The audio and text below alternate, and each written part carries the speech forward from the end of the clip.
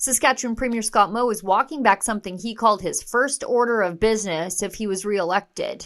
All this after being given another term to govern the land of the living skies just 2 weeks ago. If we are re-elected, I'll be very clear. There will be a directive that would come from the Minister of Education that would say that biological boys will not be in the change room with biological girls. In doing so, Scott Moe is betraying parents and betraying girls by breaking his promise to ban boys from girls' change rooms. If you agree with me and want Scott Moe to keep his campaign promise, go to don'tbetrayparents.com and sign the petition. I'm a decisive personality, and I might say some things with, without maybe giving them the proper thought. And I would say that when I say this is when I said this would be the first order of government, that'd be one of those times. Now, on October 18th, the Saskatchewan Party leader told voters he would make school change rooms a safe place for girls from boys as his, quote, first order of business. Ban schools if you are re-elected? Change room, this would be in response to the allegations of a couple of biological males changing with biological girls in a change room, which is different than bathrooms. First, I would say on bathrooms, a number of the new schools that we've built have bathrooms like I do at home, where anyone can use them, but it's one at a time. When it comes to change rooms, I would say this. The first order of business with the re-elected Saskatchewan Party government would ensure that biological males are not changing in a biological female or alongside biological females or in the female change room. That order would be sent by our education minister. That would be the first order of business if we were re-elected. Would that be a law or like a policy? Be a directive from the minister to the school divisions. Why was that not in your platform? Well, honestly, this has come to light in the last day or two. We've maybe heard some rumors or inklings from it before. But this would be, if we were re-elected, this would be the first order of business, certainly. And this would be a response to what has come to light in the last few days. It was a completely normal policy that no sane, reasonable person should have ever objected to. It was a promise to parents and their daughters, mirroring one made here in Alberta by our Conservative Premier Danielle Smith. That policy, as it turns out, has made her extremely popular with the party membership, who just returned Danielle Smith with a 91.5% approval rating at her most recent leadership review. But over in Saskatchewan, Scott Moe, in under 14 days, has managed to betray the people who voted for him on the promise that he would keep their girls' privacy and dignity safe. Look at this. Moe breaks campaign promise to parents, retreats on biological sex changing room policy. Worse still, Scott Moe is now offloading the responsibility and consultation of the change room policy onto school boards.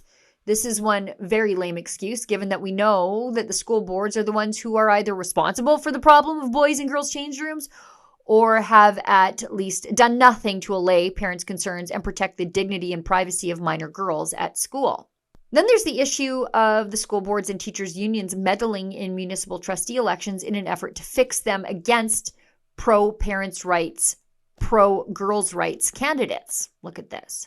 Regina Public School Boards is allegedly interfering in the school board trustee elections coming up on November 13th. As exclusively reported by the Western Standard, the controversy began when current RPS school board trustee and candidate Sarah Cummins-Truskowski posted on social media labeling Regina Civic Action Awareness Network candidates as hateful extremists, later removing the post. Following the removal, a series of unplanned staff meetings were convened across various Regina public schools, including Harbour Landing School, Harlech School, Wilfrid Walker, and Balfour Collegiate. These meetings were held to discuss, quote, strategic goals. So we know what the current school boards think now.